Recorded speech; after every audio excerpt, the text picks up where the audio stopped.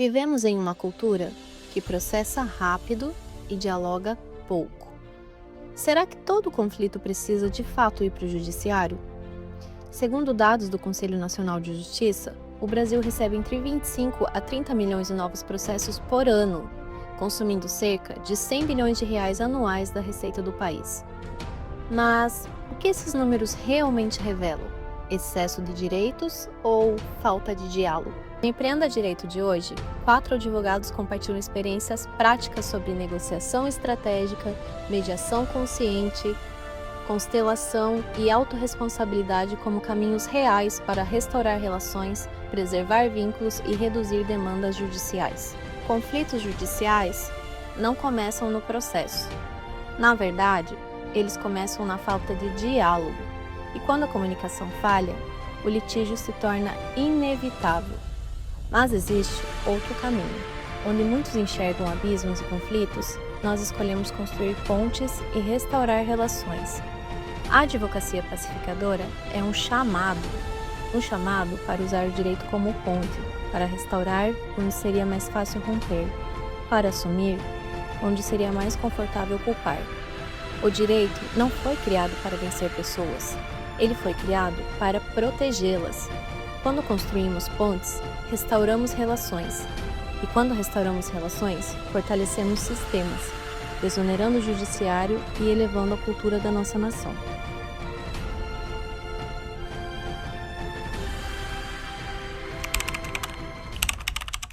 Olá, sócios! Estamos aqui no primeiro episódio de 2026 do Empreenda Direito. Hoje nós vamos falar um pouquinho sobre advocacia pacificadora e eu quero explicar, o motivo desse convite, o motivo do tema.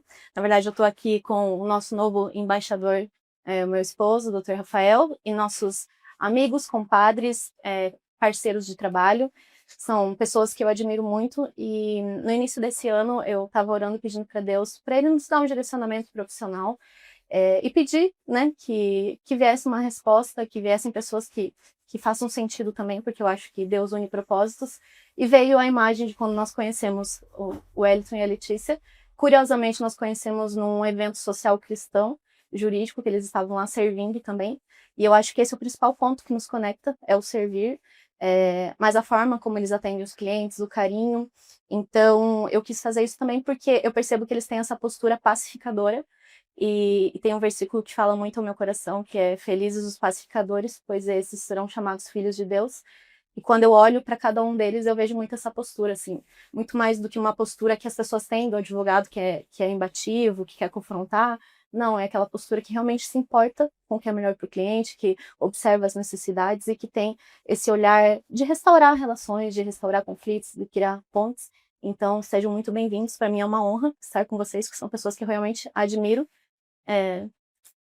Vou passar a bola para a doutora Letícia se apresentar um pouquinho, falar sobre o trabalho dela, a especialidade. Antes das burocracias, me desculpem por atrapalhar, primeiramente só para agradecer a vinda de vocês também para estar curtindo esse momento com a gente. E não posso deixar de comentar a maior conciliadora, que nós temos aqui, que é a Luane, que eu me sinto muito honrado de não só ser um profissional ao seu lado, mas também ser o seu companheiro de vida. Fico muito feliz ali estar com vocês, e vocês como casal também transmitem união, transmitem parceria, e transmitem comunhão. Então, hoje em dia, o que a gente busca ali, não só como escritório, mas como ser humano, também ali, até mesmo com o viés cristão, é buscar justamente essa conectividade entre as pessoas, essa comunhão, e nada melhor do que estarmos à mesa aqui hoje para falar um pouquinho, sobre esse assunto. E cada um, é claro, no seu perfil, no seu modo, porque as pessoas são diferentes, ninguém veio a esse mundo para ser igual. Então nós buscamos cada um da sua forma aperfeiçoar. E é claro que nada melhor do que encontrar isso em casais e pessoas, cada um seu perfil diferente. Por favor, aí. Bom dia a todos, bom dia sócios. Primeiramente gostaria de agradecer a honra de estar dividindo essa mesa com vocês, vocês são uma inspiração para mim, todos vocês, inclusive, como pessoas e como profissionais também. Então, muito obrigada pelo convite. Eu sou a doutora Letícia, especialista em Direito de Família. Sou consteladora familiar e sistêmica empresarial. eu atuo na advocacia, né, com o olhar sistêmico, buscando, né, sempre a intermediação do acordo. Então essa é a minha meta, trazer o olhar sistêmico dentro do mundo jurídico, que nem sempre é fácil, às vezes é um desafio, né, mas é isso. Eu me chamo Wellington, sou advogado especialista em Direito do Trabalho, especialista em Direito Processual Trabalhista também, e eu, por ter esse viés do Direito do Trabalho, que já vem da conciliação, atuo também em pacificar e conciliar problemas empresariais com os funcionários e com a sociedade. O direito, ele tem, como você já falou no começo, essa combatividade, e eu busco, através do meu trabalho, colocar o direito de uma maneira mais simples, mais acessível, e fazer que as pessoas entendam que a autorresponsabilidade, ela faz um processo caminhar de maneira mais fácil. Eu tento ser Rafael, né, Gonçalves de Almeida, depois de casado, Nunes de Almeida, buscando aí... Eu sou aquele profissional, sei lá, todo mundo me fala como analítico, pragmático. Eu tento ser desenvolto, às vezes consigo, às vezes não. Mas o nosso foco aqui é buscar... Eu tenho a especialização na linha de compliance, na linha de direito condominial e imobiliário. Também atuo com alguns crimes ali que estão envolvendo esses embaraços aí que envolvem imóveis, discussões familiares. Então tudo isso acaba meio que se vinculando, mas uma visão analítica para isso tudo é o que a gente busca ali, aonde estão os reais pontos, as reais complicações para cada pessoa e tentar buscar uma solução em cima disso, tá? Da melhor maneira possível. É claro que às vezes a gente atropela um pouco, a gente tem que olhar mais um lado do que o outro, mas tentando entrar num consenso ao final. Bom, muitos já me conhecem, mas eu me chamo Luane Nunes de Almeida, devo de casada, e eu busco através do direito, né? Eu gosto muito de trabalhar nessa área realmente de negociação, de mediação, porque eu entendo que o conflito, ele é como um rio, é sempre uma oportunidade ou de você construir muros, né? Olhar só para um lado, estimular esse combate, que não é o nosso princípio aqui, ou olhar realmente como uma possibilidade de restaurar relações, de criar pontes. Então, eu sou especialista em direito empresarial e imobiliário, também em neurociência, então eu acabo usando técnicas da neurociência para fazer perguntas que estimulem a gente sair da superfície um pouco mais além, entender por trás de posições quais são as necessidades que estão envolvidas. Tá, pessoal, mas e o porquê que a gente busca analisar demais esse ponto? Por que a gente entende como tão crítico, né, essa questão ali dos conflitos, né, e os confrontos entre as pessoas? No Brasil hoje, existe anualmente, em média, de 25 a 30 milhões de casos novos de judicialização, que a gente fala, que são novos processos sendo, né, inseridos, protocolados no ramo judiciário. Isso daí gera o quê?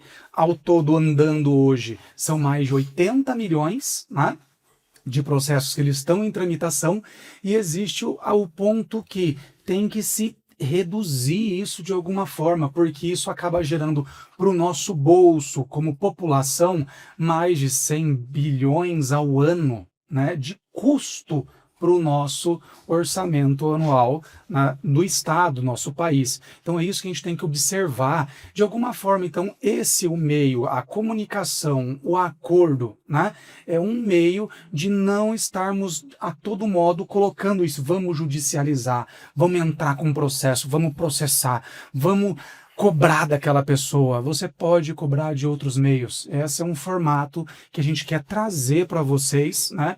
Um meio para não ficar processando demais as pessoas, né? Então a gente tem aqui uma inicial pergunta: o porquê, então, hoje, Luane, eu lhe faço a pergunta no caso, o porquê há tanta a judicialização no Brasil? O que ocorre na realidade para a gente entender? Um ponto eu acredito que seja cultural, né? A nossa cultura latina, ela funciona muito só no lado emocional, de levar tudo para o pessoal, às vezes foge um pouco dessa cultura do diálogo, mas eu acredito também que existe uma questão aí de necessidades que não foram ouvidas, que não foram comunicadas ou que não foram validadas. Tem um livro que eu gosto muito, Comunicação Não Violenta, e o Marshall, o autor do livro, ele fala que toda violência é a expressão trágica de uma necessidade que não foi ouvida. E isso para mim é fantástico, assim, porque quando você vê o cliente, ele chega assim nervoso, ele chega... Tem muitos clientes, e vocês sabem, que choram na nossa frente e tudo mais, você percebe que tem algo mais profundo ali, até mesmo numa disputa empresarial, né? Muitas vezes não é só o que o sócio faz, o outro não faz, não, existe algo mais profundo. Então, eu acredito que o que há por trás de tantas judicializações é justamente isso, principalmente a falta de escuta e a falta de uma comunicação autêntica mesmo. E para você, Rafael, o que há por trás de tanta judicialização? Não dá para a gente fugir muito do que você mesmo mencionou, né? Mas hoje nós temos ali, nós vemos muito nos clientes justamente esse lado, que por trás da judicialização, o que existem? Pessoas. Né? Então, a meu ver, são basicamente somente as pessoas que estão por trás desses fatos, que ou não estão sendo ouvidas ou não estão sentindo ser ouvidas. Olha lá, quem que é o Rafael para falar?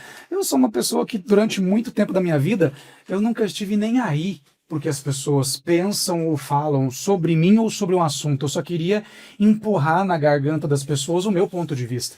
Né? Hoje, com a maturidade, depois de casado, que você vai aprendendo a ter um pouquinho mais de calma. Tá aprendendo, hein? Tá aprendendo, gente. Não quer dizer que eu saiba algo aqui, quem sou eu para saber alguma coisa, mas já é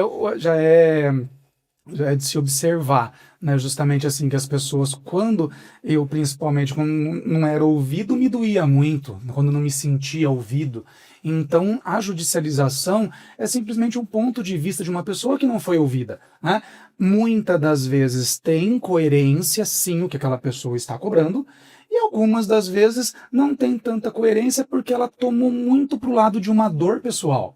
Então ela está se sentindo mais dolorida por aquele fato, né? Então, às vezes, se ela for ouvida, a gente nem precisa chegar ao judiciário. A gente consegue resolver a questão aqui numa mesa como essa. Como, graças a Deus, a gente utiliza desse local aqui, né? Por isso a gente se sente bem, se sente agradado ao chamar companheiros, amigos de profissão, porque é essa mesa que a gente consegue trazer conflitos, confrontos para virar negociação. E né? cura, né? A mesa Cura, libertação, na questão ali, nós entramos no mundo espiritual se for ficar falando sobre isso, mas o nosso foco é justamente a conexão de pessoas, gerar pontes entre pessoas, né? Então a judicialização fica justamente quando a pessoa quando não é ouvida, quando não se sente ouvida, né, pelo outro lado em si. Então é justamente isso que a gente busca. A judicialização, ela existe por esse motivo, que eu particularmente entendo como é o principal motivo. A gente busca à mesa trazer um pouco mais de conexão. Né? E para você, Wellington, como que você vê ali a judicialização nas situações hoje em dia? O que é isso para você? Como eu não sou tão vergastado no latim quanto o senhor, eu vou tentar trazer de maneira mais simples. As pessoas têm um grande problema de assumir responsabilidade. E quando você tem uma negociação, você deixa de terceirizar a decisão de um problema para o judiciário e toma parte da sua atitude. Você começa a abrir posições para que o acordo venha. Além disso, temos o grande problema que já é a origem da palavra patrono. Antigamente, patrono eram as pessoas que iam para a guerra para morrer pelo direito de outras pessoas. E muitos advogados acreditam que hoje ainda é necessário morrer, alguém precisa pagar para que um problema seja resolvido.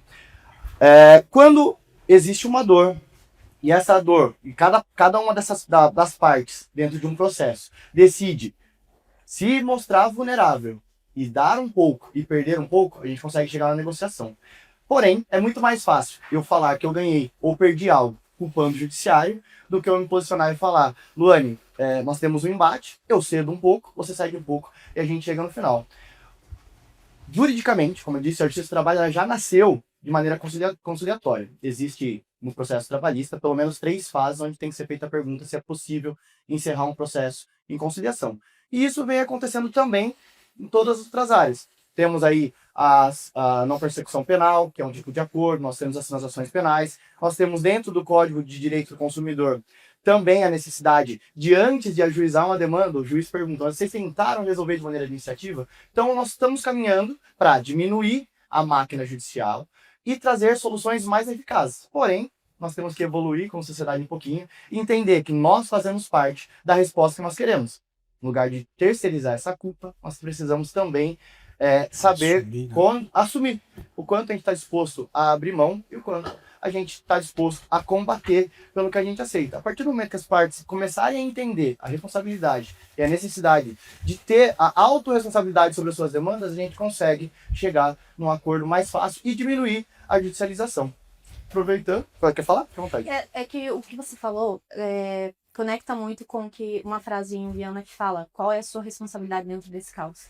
E eu tento trazer isso também para os clientes, mas sempre quando eu estou num caos, porque a gente também se envolve em conflito, eu fico pensando: qual é a sua responsabilidade? É libertador isso, né? Depois você vai falar um pouquinho sobre isso. Quanto é libertador, se as pessoas soubessem quanto é libertador você ser autorresponsável, você ser protagonista, você... Não, eu posso decidir, eu posso mudar. Então, eu agora queria ouvir um pouquinho da doutora Letícia também, o que há por trás de tantas judicializações. Bom, eu percebo, principalmente nos meus atendimentos, né, que por trás de um processo existe sempre uma história. Então, existe sempre alguém que não foi ouvido ou que não se sentiu ouvido, né, não necessariamente que essa pessoa não foi ouvida.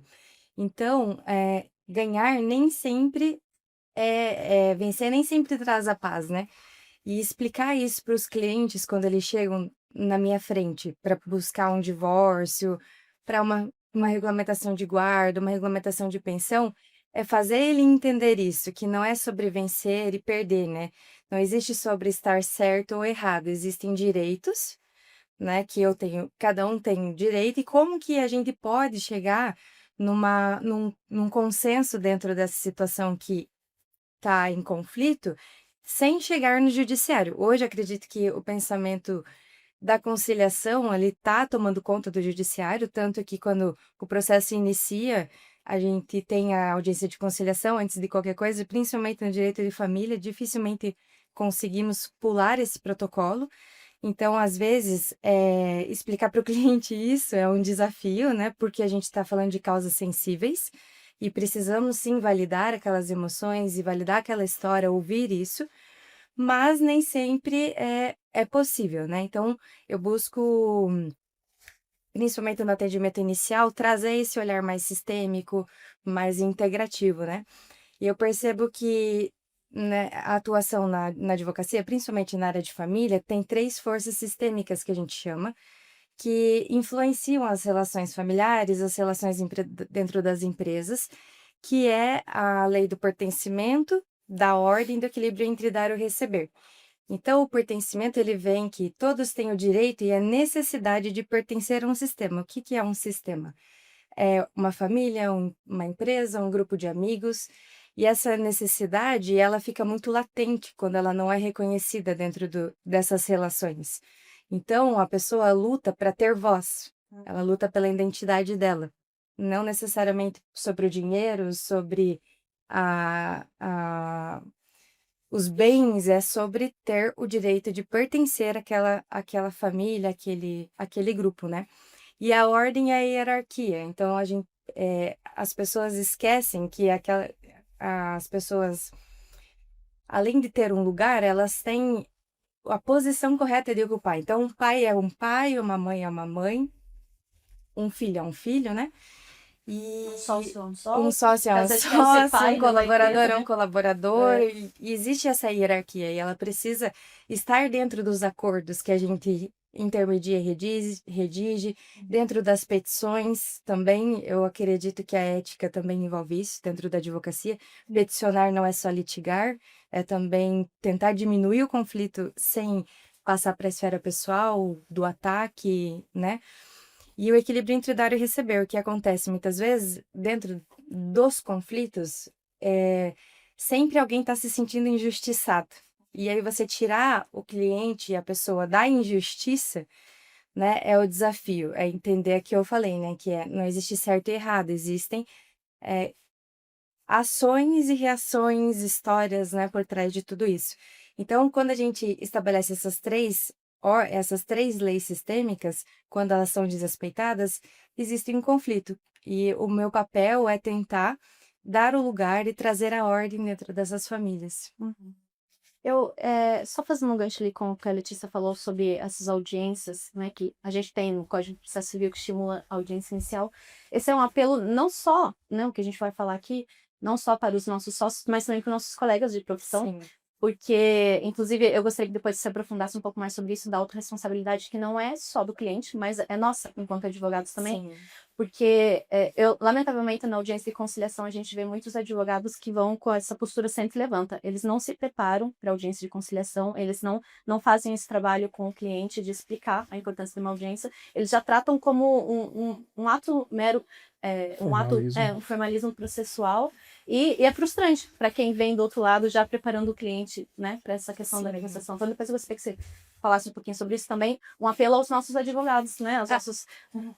Aproveitando que até aconteceu, a gente fez uma audiência semana passada, ou retrasada, do caso de uma cliente, que a gente está trabalhando no divórcio, e é um caso que eu atendi eles há uns 2 anos atrás, tudo para ter um acordo. A gente não conseguiu, veio trabalhando aí, e entrou uma colega para atuar representando a outra parte, e a advogada, ela gosta do embate. Então, eu fui preparando a minha cliente desde o... Ó, não deu acordo agora? Vamos protocolar a ação, porque vai ter audiência de conciliação.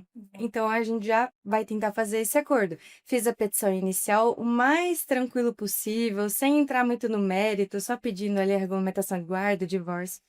Na audiência, a gente chegou... Na primeira fala da colega, ela já estava atacando a nossa cliente.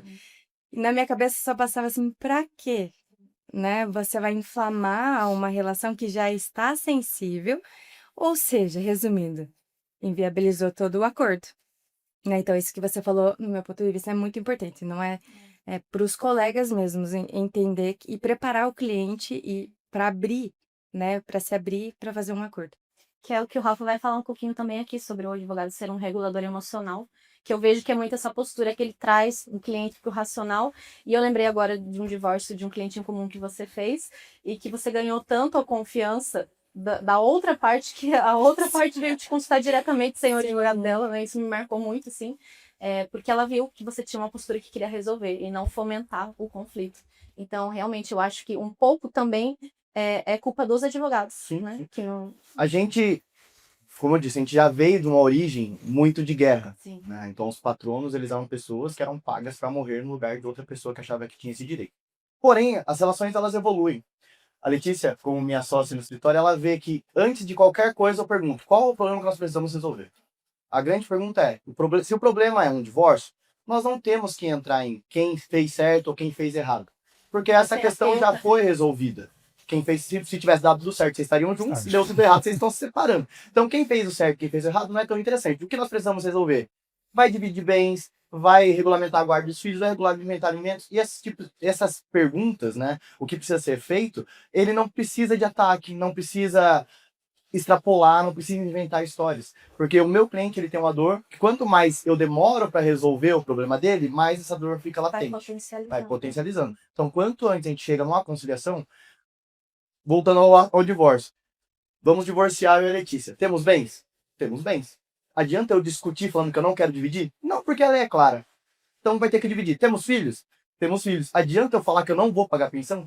Então, são coisas que talvez 30% seja muito. Vamos reduzir um pouco. Dá para conversar. Mas as pessoas, elas se apegam na dor e elas não aprenderam a viver em conflitos. Né? Apesar do conflito ser a força motriz da sociedade, nós temos rodas hoje porque havia uma necessidade de resolver um conflito de deslocamento, nós temos fogo porque havia necessidade de resolver quanto à alimentação. As pessoas ainda não aprenderam que não é porque existe um conflito, existe uma situação para ser resolvida, que ela tem que se protrair durante o tempo para comprovar o meu ego. Eu estou certo, né? Vamos resolver, que acaba tudo ficando bem mais simples e a gente diminui o custo do nosso judiciário, que já está bem alto. Sim, e para deixar bem ali um ponto de valoração, digamos assim, né, para o casal aqui, principalmente para doutora Letícia, é uma questão de, ao longo do tempo, a gente vai descobrindo quais áreas nós advogados nos afeiçoamos mais e até pedimos desculpa, porque os nossos causos aqui a gente vai ficar contando, né? Por mais que a gente não queira, mas são as experiências que nós temos. A nossa observação, que é não falar o nome do cliente, não conto o santo, né? Mas só que eu vou falar o milagre, fato. mas não conto o Isso, santo. conta o milagre, mas não conto o santo. Mas ali, literalmente, parabenizar vocês ali, assim, ainda mais não só por atender o direito de família, mas também por buscar entender, porque, gente, nós tentamos, eu e a Luane aqui como escritório, e mais para a linha ali empresarial, questões imobiliárias, por mais que envolvam, né, uma divisão ali por um inventário ou algo do tipo, isso, mas é um pouco mais técnico. Agora, você entrar num litígio de família, essa questão que o Wellington comentou sobre a autorresponsabilidade é muito mais difícil. Porque a pessoa, por mais que você fale, não, é um direito da criança receber a pensão, a pessoa, primeiro, quem que vai pegar o dinheiro? É ela, vai ficar e vai gastar tudo. Meu filho, não sei, aquela coisa que a gente entende. Então, a gente tem que valorizar também o colega como profissional, assim, que tem coragem de estar nessa área ali diariamente, porque é um trabalho ali, porque normalmente as pessoas vêm com uma dor, mas daí é um emocional fragilizado e muito. Né? Também você falou que são conseguir colocar aí sempre, e não adianta você falar assim para a pessoa que não, é tanto por cento para você e para você, mas só que eu, aquela vez que você deixou de pagar aquela parcela, eu assumi, não fiz o meu curso, que era para eu. Então tem muita coisa envolvendo, muito sentimento no direito de família, né? Envolvido. Então, parabéns realmente por vocês por estarem na área e conseguir trazer essa pacificação. Né? E até mesmo eu lembro que da época da pandemia, eu acho que foi o único caso que eu tive de família que eu não tive, porque me afetou assim, eu pedi para sair, no caso, literalmente, porque a advogada da outra parte era muito combativa, então entrou alienação parental, comecei o assunto por causa de uma lei Maria da Penha ali, de agressão, suposta agressão, e distorceu demais o assunto, e quem que estava sofrendo por trás? A criança. Né? Para a reunião vinha o teu cliente, a mãe dele e a irmã. Né? Então tinha um acúmulo de peso emocional muito grande ali, e isso ocorria e era visível, né? Só que quem estava pagando o preço era a criança. Então aquilo lá doeu, né? Fragilizou e muito. Então, justamente por esse ponto, a gente observa seu lado, mas não é nem justamente até estômago. A gente faz criminal, por exemplo, mas não tem estômago para fazer família muitas vezes. Então, aquela questão assim de realmente tem que ter o propósito para você estar na área e estar intermediando nessa linha. Que tem que ter uma linha justamente de compaixão muito grande. Isso que você falou e que o Wellington também falou da autorresponsabilidade, quando você. Esse é o maior desafio, acho que no direito de família, é trazer para o cliente isso. Qual a sua responsabilidade e qual que é o seu lugar. Porque isso se confunde muito. Não adianta eu acusar e apontar o dedo para o meu parceiro. Existem a lei, como o Wellington falou aqui, é clara. Existe um direito, mas existe a minha parcela também de responsabilidade sobre isso. E acredito que esse é o nosso papel como advogado. É entender a necessidade do cliente e ajudar ele a encontrar o lugar dele naquele conflito para trazer um novo olhar, uma nova forma de se relacionar dentro de uma relação que está se modificando, né? Porque muitas vezes existe o término do casal, mas não existe do casal parental, né? Então, isso é muito, muito importante. Aproveitando que nós estávamos falando sobre conciliação, quero voltar para o que você estava falando sobre trazer o cliente para sair do estado emocional para a razão, né? Como que você faz, assim? Qual a estratégia que você usa para tirar o cliente da emoção e trazer ele para a razão, para pensar mais racional sobre o assunto? Esse é um ponto que a gente aprende fazendo, né? Como igual eu mesmo comentei, eu sou uma pessoa, quando eu sou, digamos, acusado de algo, parece aquele gato na parede, eu me sinto acuado e, digamos, eu vou atacar, né? Não que eu agrida minha esposa, tá, gente? Fiquem tranquilos com relação a isso, mas ela sabe o marido que ela tem ali, que eu me sinto realmente acuado muitas das vezes. Mas a questão é justamente o ponto que você vai... Tudo são técnicas, né? O ser humano tem que ser ouvido e se sentir ouvido, mas só que hoje em dia, até mesmo nos meios digitais e tudo, você aprende muita técnica de como ouvir, ou o que aquela pessoa espera, né? Então, basicamente, a gente deixa a pessoa falar, deixa a pessoa se expressar, né, com relação ao sentimento dela, e você vem puxando aquele novelo de lã que está todo emaranhado, você vem puxando um fiozinho. Né? Nós tivemos casos aqui nessa mesma mesa, mesmo como eu havia comentado, era uma discussão imobiliária de um ponto comercial e eram dois senhores estavam aqui a ponto de ferro e fogo nessa mesa, né? Então, antes ele conversar assim, se acontecer alguma coisa, eu me segura, doutor, porque eu vou agredir, eu vou ir pro braço e coisas do tipo, né? E tava envolvendo o patrimônio dessas pessoas ali. Então, calma. Como que nós vamos? Eu entendo o seu lado, né? Tenho que entender o seu posicionamento, mas entendo por que aquela pessoa, porque ele é estourado, porque ele é louco, porque... Mas então vamos tentar ouvir o outro ponto da outra pessoa e ver o que ele tem para oferecer, digamos assim. Graças a Deus, nesse ponto chegou uma coisa que justamente a gente tem que agradecer a Deus, porque a gente saiu dessa mesa num final de tarde, uma segunda-feira, né? Foi no final de uma segunda-feira, saiu com um acordo entre duas pessoas que não estavam se falando, né? Mas é você justamente deixar a pessoa expor o ponto de vista dela, né? Mas você trazer, olha, mas aqui se tratando de dinheiro, o que você fez no contrato e onde você errou nesse contrato. Então aqui no nosso ramo é muito mais fácil quando nós acordamos isso e não foi cumprido, tinha um contrato que estava especificando. Já a situação sua, no caso, é a questão de anos, de décadas de convivência numa relação familiar, né? Então como que a gente vai pegar e falar? Tem muito mais sentimento envolvido. O trazer para a realidade está nesse ponto, que normalmente nós temos um documento falando qual que era a função de cada um dentro daquele contrato.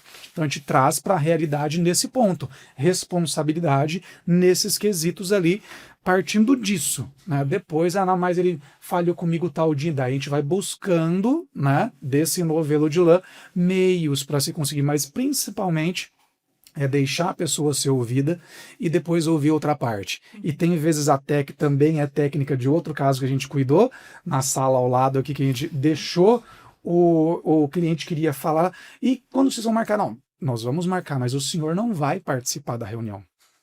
Porque nós precisamos ouvir a outra parte livre, a outra parte despida, digamos assim, né? A pessoa tem que estar não armada para estar falando, por mais que a pessoa já venha, a pessoa veio super armada. Aí, calma, nós estamos aqui para conciliar, nós não somos advogado do fulano, nós viemos aqui para conciliar para ambas as partes. E essa é a nossa vontade hoje, né? Sim, nós somos contratados por um lado, digamos, da história, mas não quer dizer que nós queremos arrancar ao máximo do outro lado.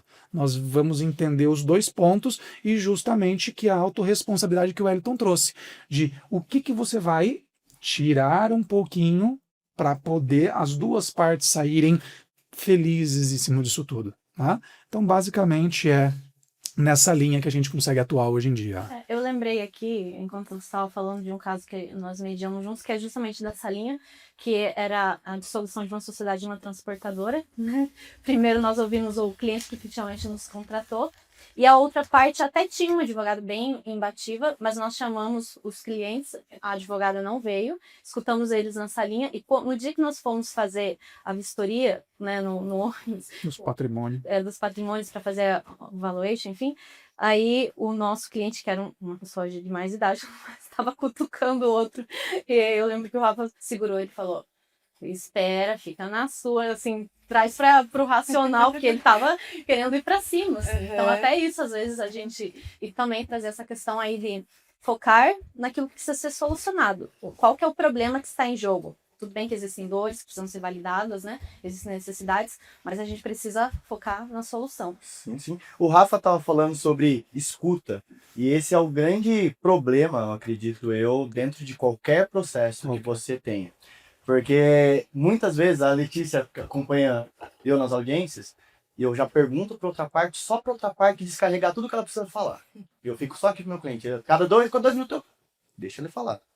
Porque não foi ouvido quando era para ser ouvido. Sim. E aí depois que ele descarrega, às vezes ele se escuta e ele fala, cara, mas nem faz tanto sentido assim o que eu tô querendo. Então, ouvir, né? Ser ouvido. Ser ouvido e se ouvir ajuda muito na construção de uma solução conciliatória. Porém, Rafael, como na prática, quando a pessoa está cuspindo marimbondos, a gente consegue direcionar essa pessoa, trazer ela para a realidade e direcionar para o que a gente precisa resolver. Como que você trabalha com essa? É olhar de fora. Não tem como. Muitas vezes a gente se dói, né? Não tem outro ponto para se mencionar como isso. Igual até a situação ali do direito de família, eu me doí tal ponto que realmente pedi para sair, né? Mas é você analisar a situação, poxa, em valores, né? Quanto que você vai perder, quanto que você investiu, não só de dinheiro, mas de tempo. Hoje o tempo tem muito valor, né? O tempo é o nosso maior valor. Então você consegue observar, daí você fala para a pessoa, o tempo para mim tem um valor. Né? Talvez para essa pessoa não, ela quer só o dinheiro realmente. Né? Então, se o valor daquela pessoa é relacionado a isso, você observar o lado do seu cliente. Quando tem uma questão emocional por trás, é um pouco mais complicado, não é fácil você subtrair aquilo naquele momento, numa simples reunião, mas às vezes aparece. Porque também tem litígio de família, como a gente comentou, a discussão entre irmãos, né, entre pai e mãe, entre irmãs e tudo, envolvendo uma questão patrimonial. Né? Mas a gente busca esse observar de fora, né, e tentar qual que é, o que é mais importante para aquela pessoa. Às vezes a pessoa diz, não, para mim o dinheiro nem é importante, eu quero só me ver livre dessa pessoa. Né? Então, digamos, eu quero só o que me é de direito. Então, ponto. Conseguimos, então, você flexibiliza mais na questão dinheiro e você flexibiliza mais na questão transtorno, né? Porque muitos casos, condominiais principalmente, que eu atendo, então são muitas discussões entre síndico e morador, aquela coisa arada, eles quebrando pau. Agora, recentemente aconteceu um caso fatal, né? Digamos assim, que o síndico chegou ali a matar ali justamente a moradora do condomínio. Eles já vinham de inúmeros conflitos, né? Inúmeros BOs que eles já tinham. Então ali é muito mais complexo, chegou a um crime contra a vida. Né? Então machucou muito mais. Mas não queremos que chegue a esse ponto, mas é observar realmente os casos de fora, conseguir analisar o que é primordial para aquela pessoa. Porque tem valor para mim, pode não ter valor para você. E observar justamente um juiz que não vai poder analisar num processo, porque ele tem que analisar a lei. Né? A gente aqui de fora, num acordo, consegue analisar o que é mais de valor para a pessoa. E talvez, às vezes, muitas das vezes, conseguindo colocar isso para a resolução do caso. Né? Tem alguns conflitos que eu enfrento no dia a dia, empresariais, que eu observo que, por exemplo, envolve a questão da hierarquia, a questão de cada um não entender o seu lugar. E muitas vezes eu penso, poxa, isso era uma questão que quem deveria conduzir era a Letícia. A gente tem muitas sociedades empresariais, sociedades em que pais e filhos confundem suas posições de sócio com a posição de pai e filho, esposos. Nós aqui funcionamos como sócios, mas somos casal e às vezes a gente mistura isso também. Eu sou. E eu sou também. Então, eu queria que você explicasse um pouquinho como que os princípios da constelação se aplicam, como você aplica eles na prática, traz exemplos para conduzir esses conflitos, para reduzir litígios. Uhum. Uma coisa que é um lema que eu enxergo assim, é que a lei, ela julga fatos e o sistema, ele explica comportamentos. Nossa. Né? Então, quando os princípios, que é o que eu falei, do pertencimento, da hierarquia, do equilíbrio entre o dar e receber, você traz isso para o atendimento para o seu cliente. Então, às vezes eu costumo perguntar assim, você quer resolver ou você quer brigar? Né? E a partir da resposta do cliente, eu vou conduzindo isso. Como que eu faço? Um exemplo prático é explicar o lugar de cada um. Então, por exemplo, nisso na empresa que você falou, o que eu faria? Eu estou conversando com o sócio, fundador ou diretor daquela empresa que me procura para receber um conflito, para resolver um conflito. Se eu percebo que é uma questão de hierarquia, eu preciso mostrar para ele que, embora o colaborador que ele esteja tendo um conflito com esse colaborador ele tem o direito e a necessidade de pertencer àquele lugar e de exercer as suas funções, principalmente quando tem pai e filho dentro desse conflito empresarial, especialmente, aproveitando o tema que você trouxe, existem muitos sentimentos envolvidos. É sensível também, porque sempre o filho que não está se sentindo reconhecido e o pai que se sente injustiçado porque o filho não está entregando o que ele precisa, né? Então, é explicar que existe o pai e o filho, mas existe o diretor e existe o colaborador. E as duas figuras, elas precisam ser separadas. E aí, mostrar que se existe num contrato que o colaborador precisa fazer A, B e C, isso precisa ser respeitado, ou precisa ser revisado para que haja uma promoção ou uma redesignação de tarefas, porque quando a gente tem, principalmente na empresa, esse desequilíbrio entre o dar e o receber, aquele que está entregando demais, ele se sente não visto e não reconhecido dentro daquela organização. O que está cobrando e não está pagando por isso, não estou, quando eu falo pagar, não entenda que há dinheiro necessariamente, mas também na cobrança, Ele tá cumprindo com as funções dele, né? sim, Deveria. ele se sente injustiçado. E aí é onde as relações se rompem. Então começa a ter conflito, e aí isso se estende que não chega recurso dentro da empresa, ou não vem cliente, ou não, eu não consigo fazer essa empresa prosperar. Porque quando a gente fala de empresa, a empresa ela é como se fosse o filho. E os colaboradores e sócios são como os pais. Então a empresa é como os filhos que esperam que os pais olhem para eles, né? Então é ali que começa as disfunções. E então no divórcio, por exemplo, na maior parte das vezes a briga não é sobre dinheiro, né? É sempre sobre uma cadeira vazia, é sobre alguém que está se sentindo excluído ou que perdeu o direito de pertencer àquele lugar. E tem esse desequilíbrio também de dar e Isso, receber. que são as ausências, é a falta de reconhecimento, né? E acredito que é isso. É reconhecer realmente o que não está sendo respeitado ali e trazer para consciência, trazer a autorresponsabilidade. E é interessante, né, observar ali que, tipo, hoje a gente gosta e a gente prioriza muito estudar técnicas, né? Sim, E não deixa de ser a constelação, que ela também é regida por meio de técnicas para você observar, para você entender o que está se passando. E o que você já está nos descrevendo, apresentando, já são técnicas sim, da constelação em si. Mas existem mais, assim, que você consegue facilmente, num caso, ser mais tangível, palpável para trazer. É uma técnica clara e você consegue colocar ali as pessoas naquele trilho da constelação para mostrar para elas, olha, o caminho, se você olhar por aqui, o caminho, a sua função seria essa e não essa. É mais ou menos assim que você trabalha? sim, principalmente em divórcio. Então, o que eu costumo fazer são perguntas. Primeiro é isso que eu falei de você quer resolver ou quer brigar, né? O que é inegociável para você? Porque tem coisas que são negociáveis e outras não.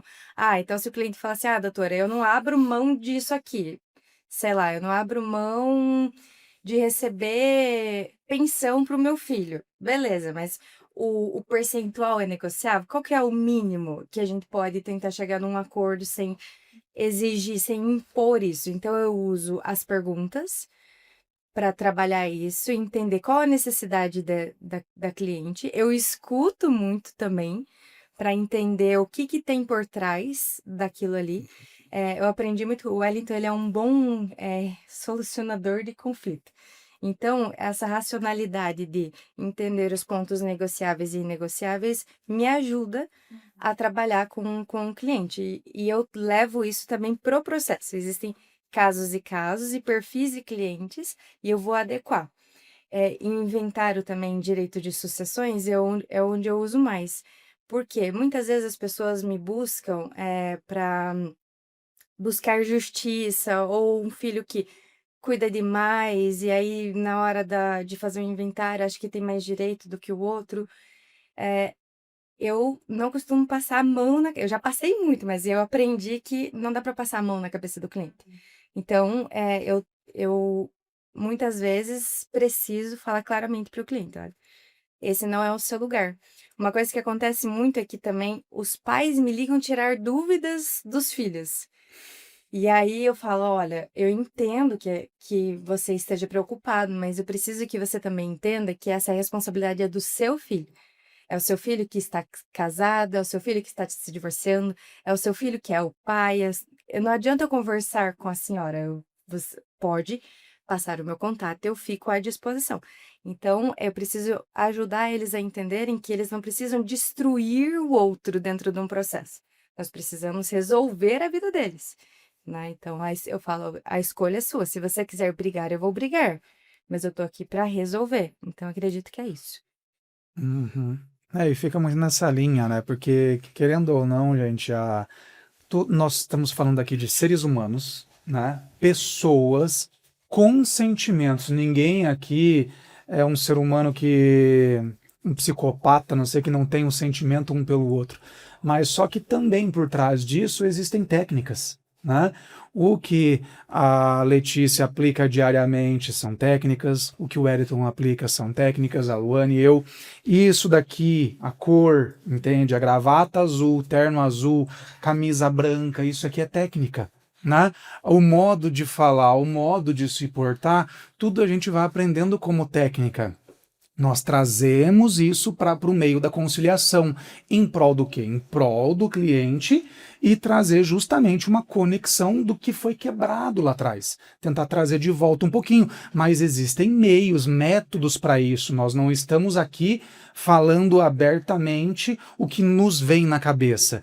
É conteúdo que nós estamos estudando há anos para aplicar à mesa. Uma comida, uma bebida, a mesa, o olhar no olho, frente a frente, não estar não é o seu oponente, a pessoa, não é do outro lado, é uma mesa aberta, tudo isso auxilia. São conteúdos que vão auxiliar a gente vai aprendendo ao longo do tempo. E é isso que a gente aplica, né? Aproveitando, eu até separei um objeto para demonstrar de forma prática, né?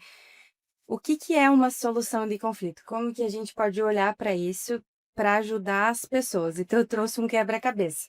Então, a gente tem várias peças que a gente pega desorganizado. Quando eu olho uma peça, eu estou olhando para uma pessoa. Quando eu começo a montar, e aí eu preciso encaixar isso significa que eu vou ouvir a necessidade de cada pessoa e eu vou tentar encaixar as necessidades dela para que elas encontrem uma nova forma de se relacionar. Então, cada pessoa existe uma necessidade, né? A minha intenção não é romantizar a pacificação de conflitos, mas contribuir, conduzir essas pessoas a seguirem o seu destino de uma forma mais leve. Então, quando eu escuto cada um, eu consigo trazer uma nova forma dessas pessoas dentro desse sistema, dessa organização, se relacionarem. Isso traz mais paz do que um processo, porque a sentença ela não traz paz, ela vai só finalizar o processo. Mas e quem que vai trabalhar a mágoa que ficou, o ressentimento daquelas demandas que foram julgadas por um terceiro, que nem faz parte, não conhece a sua história, não sabe o que aconteceu nesses 20 anos de casamento, nesses 20 anos de empresa, né? Então, trazer para o cliente que ele só tem a ganhar com isso. Às vezes não é possível, é preciso judicializar, mas estar sempre aberto para chegar no meio termo. Então vamos lá, meu querido. Queria entender um pouquinho dessa questão ali, porque basicamente eu, por exemplo, eu sofro às vezes, quando não muitas das vezes, ter a autorresponsabilidade sobre algo, né? E também observo que na maioria dos clientes, não vou afirmar a grande maioria, mas uma grande porcentagem, vai mais para o lado do vitimismo, né? A sociedade parece que está mais inserida, imersa nisso.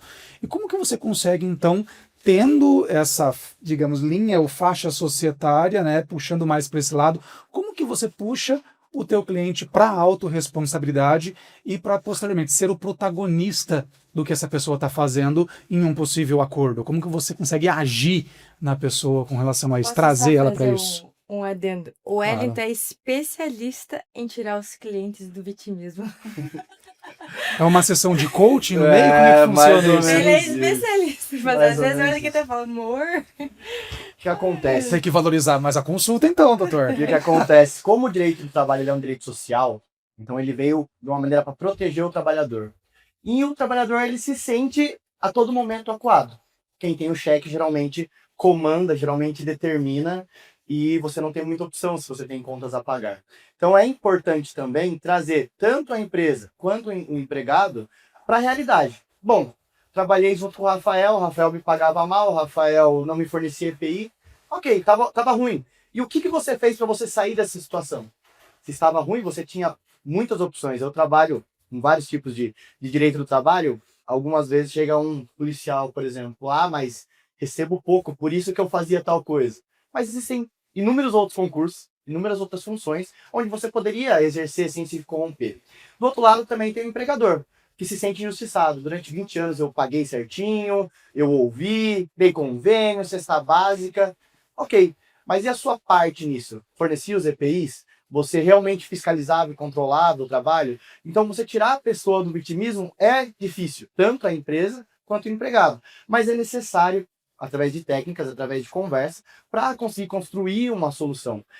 Quando você faz um processo, como eu sempre falo, você não perde só o processo. Você perde tempo de qualidade com a sua família, você perde paciência, você perde conforto, você perde um monte de outras coisas. Seja o empregado ou o empregador.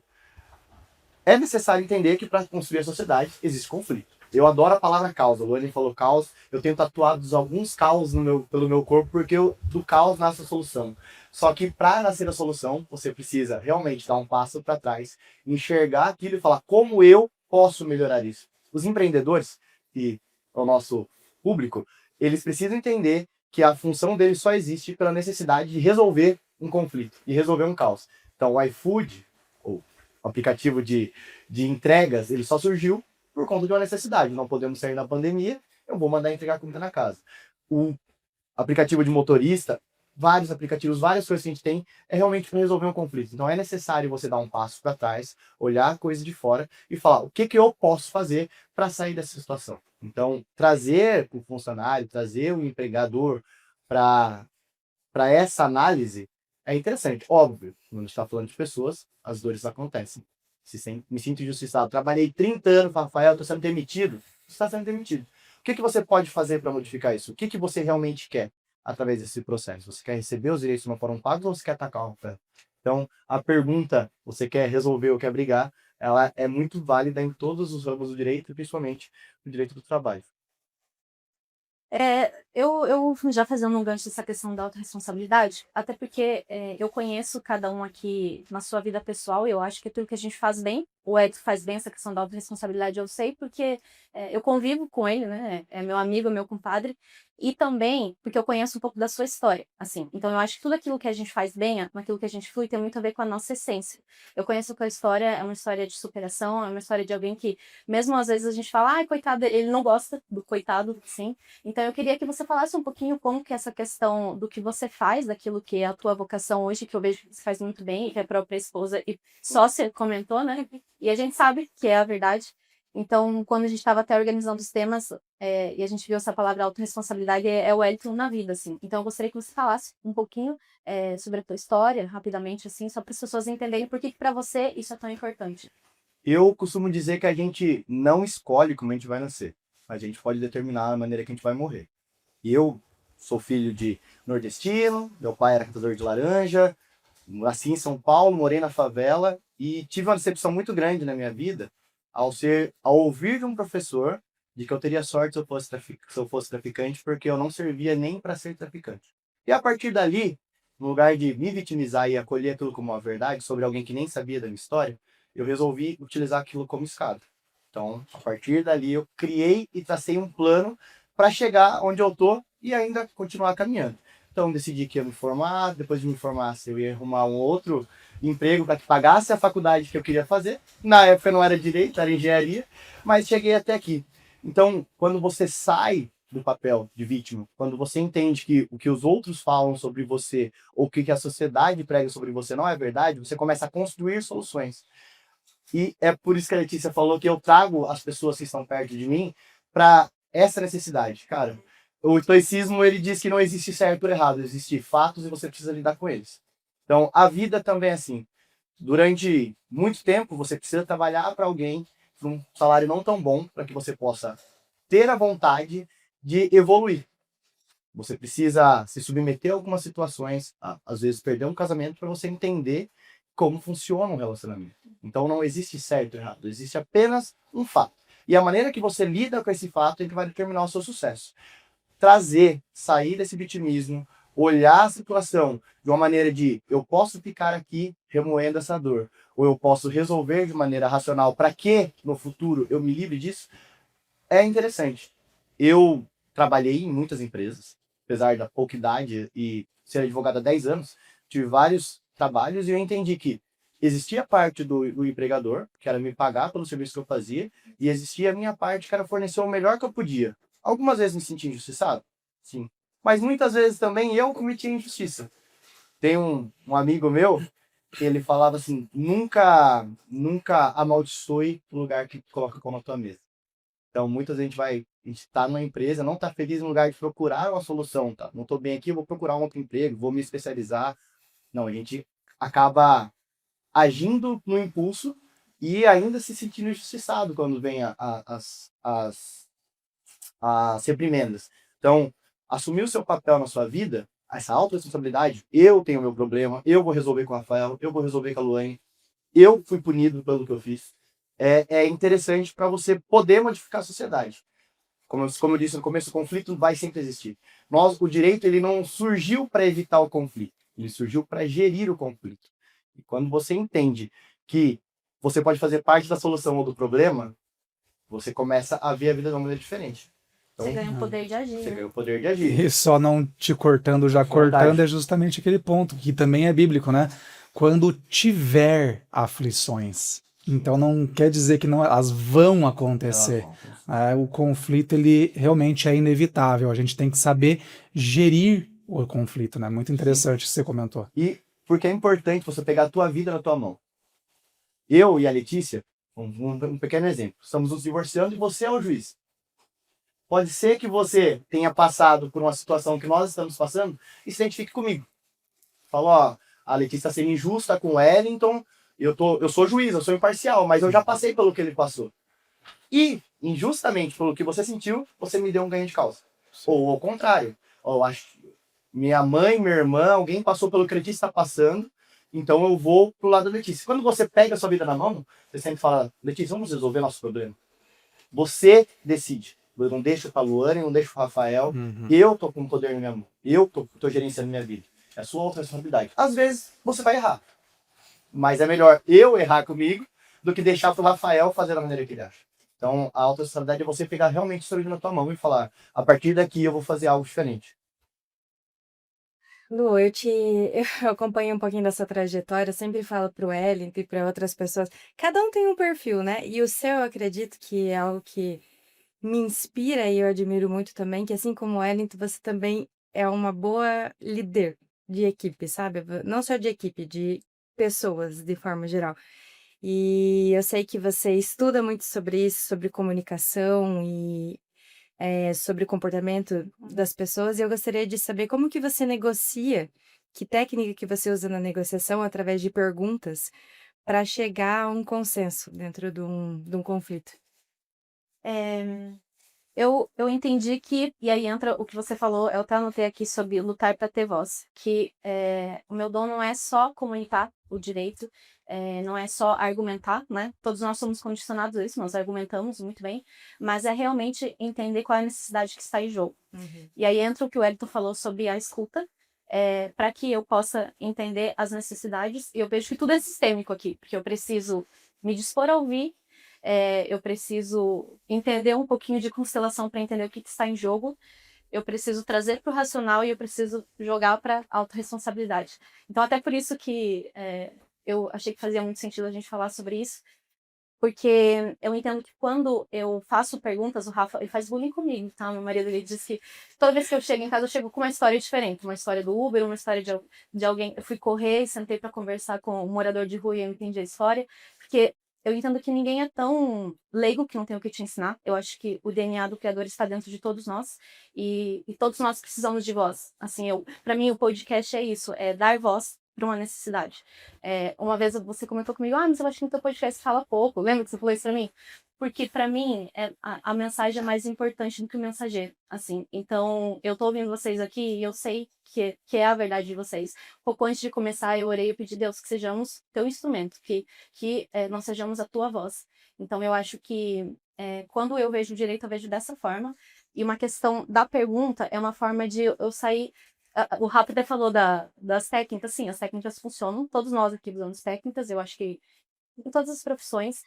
Falando aqui de neurociência, e olha como Jesus já era sábio e perfeito, que a neurociência fala que quando a gente explica através de parábolas, ou quando a gente se dispõe a ouvir, a gente desarma o ego, né? Por quê? Porque, falando um pouquinho de neurociência, a gente tem o nosso cérebro, o sistema reptiliano, que é o nosso sistema mais primitivo da defesa. Então, a questão que o Rafa falou, eu me sinto coagido, todos nós nos Eu sentimos. me sinto um réptil. Quando afeta a nossa identidade, ou quando a gente se coloca na postura imbatível, autor e réu, isso ativa o sistema de defesa de todos nós. Quando a gente traz para a responsabilidade e racionalidade, a gente ativa o sistema, o neocórtex, que é o sistema racional. Só que antes disso, existe algo que a gente faz muito, que é ativar o sistema límbico, que são das emoções. Como que a gente faz isso? Quando a gente aprofunda, quando a gente acessa, faz perguntas para desarmar o ego, para criar conexão, para entender as necessidades, aí a pessoa se desarma. Ela pensa, bom, se ela está disposta a me ouvir, eu posso confiar nela, né? Então eu acho que isso funciona muito, mas a questão da presença e de ser autêntico com o outro, assim, agir com verdade, amor e respeito, o outro sente. Então, assim, você pode dominar todas as técnicas, mas quando é motivado por um egoísmo, a outra pessoa sente. Então eu aacho que tem uma frase junguiana, quem me apresentou a psicanálise foi a Letícia, eu sou muito grata por isso, porque eu acho que é uma forma de se ouvir, né? E ele fala, domine todas as técnicas, mas ao se conectar com outra alma, seja apenas outra alma. Então eu acho que esse é o ponto mais importante quando você está numa negociação. E a questão das perguntas, eu vou trazer um exemplo prático, assim, que um dia eu estava gerindo um conflito, um cliente meu que tem um shopping, antes não era um shopping, era uma locação comercial, e ele já tinha lá um locatário que estava com ele ali pelo menos há 20 anos. Aí, como ele transformou o complexo num shopping, ele precisava que esse cliente integrasse um contrato de shopping, uma locação com lojista que é muito mais limitado, tem um poder de autonomia muito menor, tem que se submeter ao regimento do shopping. E ali começou uma briga. Como esse cliente já estava ali há muito tempo, ele entrou com uma ação renovatória, né? E o meu cliente, em paralelo, com uma ação de despejo para tirá-lo dali. Pense que existia uma relação de 20 anos ali. Mas cada um só estava ali no seu lado. Meu cliente queria aquela loja, ou queria que ele se adequasse às condições do shopping, ou queria aquela loja que era muito estratégica. E o outro, ele queria continuar ali, mas ele não queria se adequar às condições de um lojista de shopping. E ele se sentia injustiçado. Vira e pensa, poxa, eu tô aqui há 20 anos, eu pago certinho, de repente cai fora daqui. Então, já existiu o processo, na verdade, mas eu falei assim, fulano, pro meu cliente, vamos trazer ele para uma reunião que não seja nem na tua empresa, nem no espaço dele, um ambiente neutro, e vamos ouvi-lo, né? Aí eu cheguei pro cliente e perguntei, tá, mas qual que é a tua necessidade? Ele já chegou, assim, bufando. E daí ele parou, assim, e falou, nossa, mas eu não tava preparado pra essa pergunta. Eu falei, não, mas eu quero te ouvir, eu quero entender o que tá em jogo aqui para você. Ele explicou, eu entendi que o que ele queria era o quê? Autonomia, flexibilidade, reconhecimento pelo fato dele estar lá há tantos anos, nunca ter atrasado nenhum aluguel, né? E aí o meu cliente ouviu e o meu cliente queria o quê? Ele queria o imóvel que estava valorizado, mas ele também queria ter um certo controle, porque ia mudar o tipo de complexo, né? E aí nós fizemos um contrato de shopping, mas com condições especiais para ele. Então a gente conseguiu resolver o conflito dessa forma, mas eu entendi a importância de você ouvir as necessidades que estavam em jogo ali. Então eu acho que é isso. Mas eu queria trazer um outro ponto aqui sobre o que eu achei muito bonito que você falou do Wellington, de trazer o cliente para autorresponsabilidade. E isso é algo que eu venho vendo, eu e o Rafa, na energia masculina e feminina. Assim, porque já era o que acontecia com o meu sócio. Quando eu comecei a minha profissão, eu gostava muito de direito de família. Só que eu tinha um cliente, que é meu cliente até hoje, mas agora só na parte médica. Ele estava se divorciando e às vezes ele vinha e ficava horas assim conversando comigo. Daí um dia o meu sócio falou assim, você tem que entender que você é advogado, você não é terapeuta, né? Você está contabilizando notório e tudo mais. Porque nós mulheres, da nossa energia feminina, a gente tem isso de querer acolher, de querer nutrir, de querer entender. Mas às vezes você precisa dar esse chacoalhão, que os homens fazem muito bem, que é da questão da testosterona, né? Que é o solucionador, é o que resolve. Às vezes a gente vai desabafar com o marido, eles já dão uma solução e a gente não quer a solução. Sim.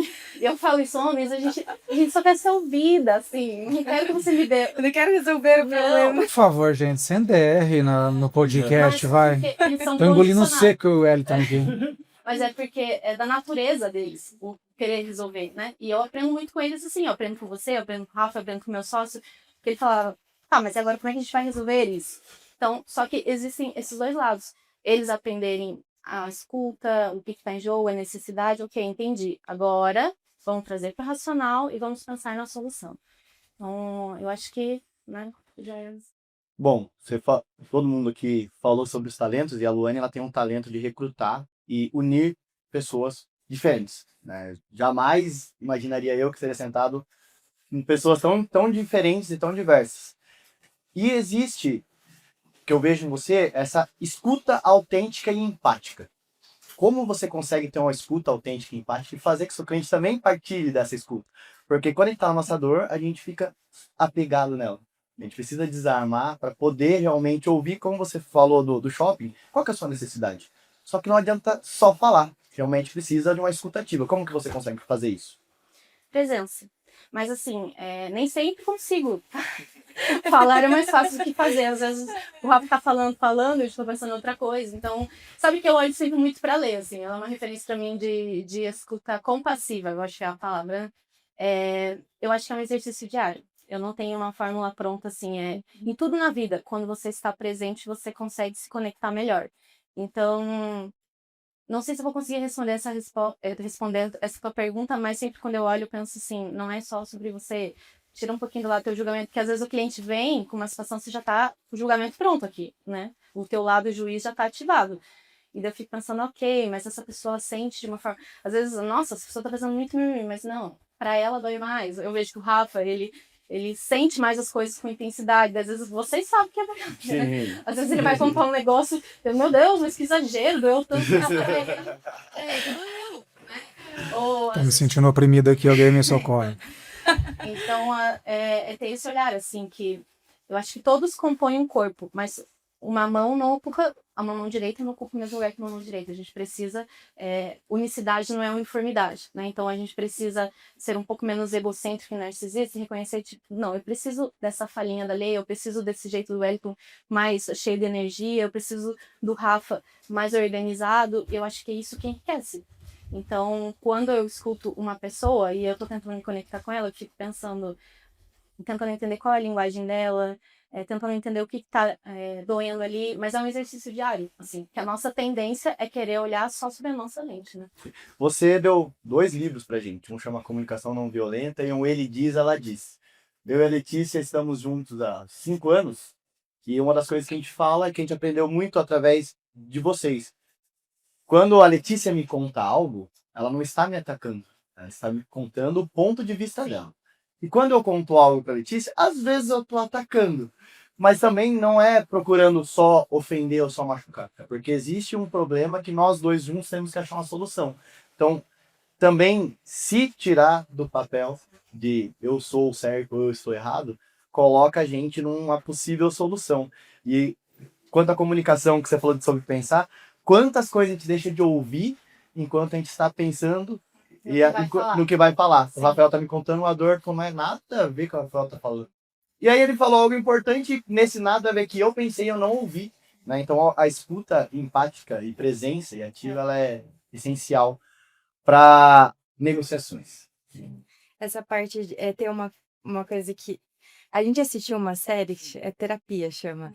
E a gente percebeu, tinha um exercício dentro dessa série que era era um casal que fazia terapia, e aí a psicóloga propôs para eles que enquanto um falava, o outro ouvia. E aí quem ouviu precisava falar o que tinha escutado e não necessariamente o que foi dito, né?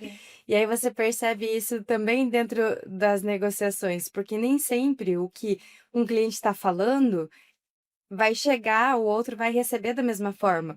E nós, como advogadas, eu acredito que a gente tem essa natureza argumentativa. Então, lembrar disso, tanto quando a gente está ouvindo alguém, ou quando nós mesmos estamos discutindo algo com outro colega de trabalho, é lembrar da escuta ativa, que é ouvir realmente o que o outro está dizendo, e não o que eu estou recebendo. A forma que eu recebo é sobre a minha história, tem a questão da conexão com algo que é meu. Então, Como isso, você sente, né? sim, eu acho que você faz isso muito bem, assim, de ouvir e separar, ainda que nem sempre, mas eu acredito que você tem essa racionalidade, assim, para separar e ouvir realmente, criar conexão e enxergar a necessidade por trás. E eu aprendo com isso também. Agora, só trazendo mais um apelo para os nossos colegas advogados, né? Porque também entra a questão assim, às vezes chega você escuta um lado, eu tive uma situação dessa recente, e ele fala muita bobagem assim, que você pensa, bom, se eu levar isso e tem advogado que leva, né? Uhum. Lamentavelmente. Aí eu alimento o conflito, eu influego. E se você leva isso para outra parte, você já inviabiliza totalmente a comunicação, a negociação. Então, fazer esse filtro também. Eu escutei aqui, eu já vi situações, que eu vou matar ele. Gente, não, o outro lado não precisa ouvir isso, né? Vou levar aqui, não, eu também quero resolver. Né? A gente filtra, limpa e leva só o que é importante para solucionar mesmo, né? Aproveitando o gancho, se mais advogados trabalhassem com essa mentalidade restaurativa, conciliatória, o que você acha que mudaria no cenário judicial do Brasil? Eu acho que entra bem o que o Rafa falou inicialmente ali, de nós temos mais dinheiro para investir em educação, em saúde, em segurança, né? Porque hoje, lamentavelmente, o nosso judiciário, ele consome boa parte da nossa receita, mas eu acho que acima de tudo, assim, nós restauraríamos relacionamentos, nós traríamos pessoas à mesa, nós tornaríamos as pessoas mais protagonistas da sua história, nós daríamos mais clareza, mais direção. Então, eu acho que é isso. Eu estendo a pergunta para você, Rafael. Olha, é muito engraçado. Por mais que eu tenha essa face jovial aqui, esse olhar de menino, mas eu não sou muito adepto à tecnologia, né? Como todo mundo já sabe. Então eu presumo que, por exemplo, não só as pessoas, mas até mesmo os advogados profissionais da área, se você quer se valorizar para não ficar dependente, digamos assim, ter o seu valor como profissional, a IA está fazendo tudo, né? Mas ela não vai conseguir tirar esse olho no olho. Ela não vai conseguir tirar a pessoalidade. Então, se você quer trazer o seu cliente, as pessoas mais para a humanidade, né? Porque logo, logo vai ter IA fazendo sentença, né? A gente brinca, mas isso já existe, né? Por trás das cortinas, né? Digamos assim. Mas só que a gente tem que observar é justamente que a gente tem um poder de negociação. A gente mencionou algumas vezes o advogado, ele já tem esse poder argumentativo, então vamos utilizar desse meio para harmonizar, para gerar conexões, né, e não um distanciamento entre as pessoas. Então eu vejo isso como um foco para se reduzir a judicialização e ter também como um meio de valorização da profissão da advocacia. Eu que tô curiosa de saber o objeto que você trouxe. A lei trouxe o objeto, qual foi o objeto que você trouxe? Ali mais uma questão que não tem como, pode soar como a questão ali, você falar da religião, um ponto sobre isso, a gente sempre é apegado, mas não devemos nos apegar a coisas, né? Mas só que existem coisas que são simbologias, que têm o seu simbolismo para a gente. Então não tem como a gente também não dar esse valor, mas hoje pelo menos no último ano ali, em negociações, como a gente mencionou nessa mesa, com clientes e tudo, chega num ponto da negociação que você para e pensa, não fui eu que resolvi isso daqui. Não tinha como, sabe? Aquilo ali ter se desembaraçado só pelo que eu fiz. Então você tem quem tem a sua crença, seu método de agir, de pensar. Eu não consigo, desculpa estar me despindo aqui, né? Mas eu não consigo não sempre buscar e sempre lembrar de algo que eu carrego comigo, né? Que tem uma simbologia, né? Um simbolismo para mim assim. Então toda vez que eu estou me apegando ou resolvendo alguma coisa, se eu consigo num tempinho parar e olhar assim, eu sei que foi Jesus, né? Por trás de mim, né? Por trás de mim tem um Espírito Santo, tem um Deus e tem um Jesus, tem uma Trindade que com certeza me auxilia. Então ali é onde vai a minha fé, né?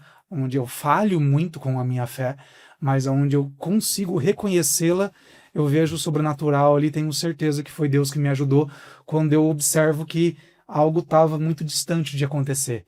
E é só mediante a fé que aquilo acontece. Então eu dedico a isso, a Trindade, a Deus, ao Espírito Santo e a Jesus. E o seu, Lu? O meu tá aqui à minha frente. Eu já deixo aqui na mesa do escritório, porque aqui essas mãos representam uma ponte, que também representa o acolhimento, você entender as necessidades. E o Espírito Santo, que eu acho que é o que o Rafa já falou ali, que é o que conduz tudo, não é sobre nós somos só instrumentos. Tem uma oração de São Francisco de Assis que eu olho desde pequenininha, que ele fala: Senhor, fazei de mim um instrumento de vossa paz. Onde houver ódio, que eu leve ao amor. Onde houver ofensa, que eu leve o perdão. E onde houver discórdia, que eu leve a união. Então, toda vez que a gente sai daqui, muitas vezes antes da audiência, eu sei que vocês também, a gente faz uma oração e pede para ser instrumento, porque antes de se posicionar entre um e outro, a gente entende que todos são filhos, né? E que eu acho que o maior objetivo de Jesus é que sejamos realmente pacificadores. Então, esse é o que eu uso e que eu deixo aqui quando o cliente entra, eles ficam observando assim, mas é justamente para entender qual é o nosso objetivo, a nossa missão aqui dentro. Que profundo. Sim. E eu não trouxe nada. Mas se eu tivesse algum... As suas tatuagens já são As simbolismo minhas são disso. várias, mas nesse Por momento... favor, não comece a se despedir. Neste momento, eu acho que se tivesse algo que simboliza, seria a Bíblia, realmente. Ali você tem um manual de como resolver conflitos, como conviver em sociedade, como amar o próximo, como ser uma pessoa melhor e mais relevante na sociedade, né? Até a autorresponsabilidade.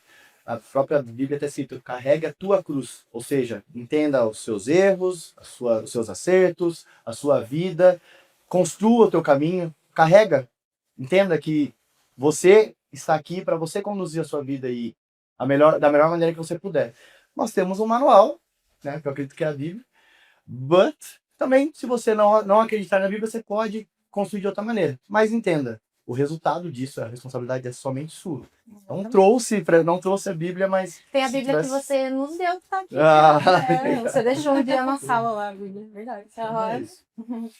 Faltou a Letícia responder.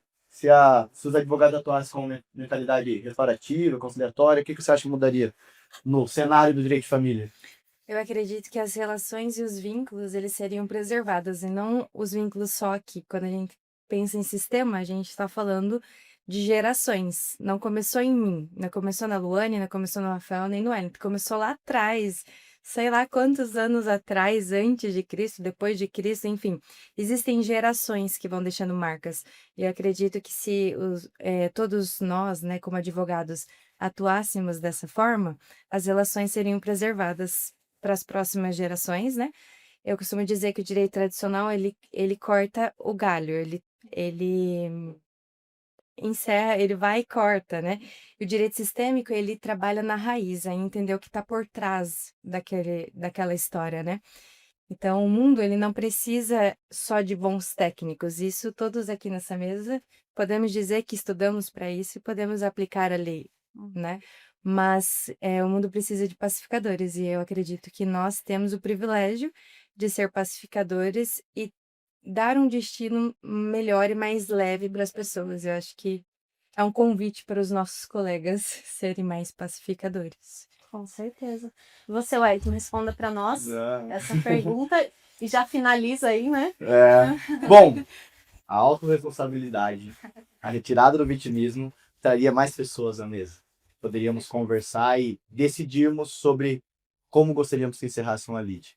Então, eu acho que se tivéssemos mais advogados aptos e com vontade de resolver conflitos no lugar de prorrogá-los, a gente teria mais tempo para pensar em outras coisas, no lugar de desperdiçarmos energia em mais conflitos.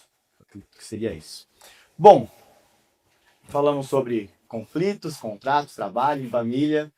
E o mais importante de tudo aqui foi verificar que o direito ele não precisa ser um muro, como a Luane falou. Ele pode ser uma ponte para a construção. Então, nesse podcast hoje, eu quero agradecer o convite, a presença, de poder falar não só sobre direito, mas também sobre Deus e sobre as nossas experiências pessoais. E quero deixar um convite para os sócios, advogados, para os colegas, para as pessoas, para que, a partir de agora, se dediquem em ser ponte para soluções, não muros que escondem problemas. Vamos criar conexões, vamos sentar mais à mesa, vamos conversar sobre as coisas e ouvir empaticamente para que comunicar necessidades, para que nós possamos juntos construir soluções para a sociedade. Amém. É isso aí, valeu. Obrigado. Muito obrigada.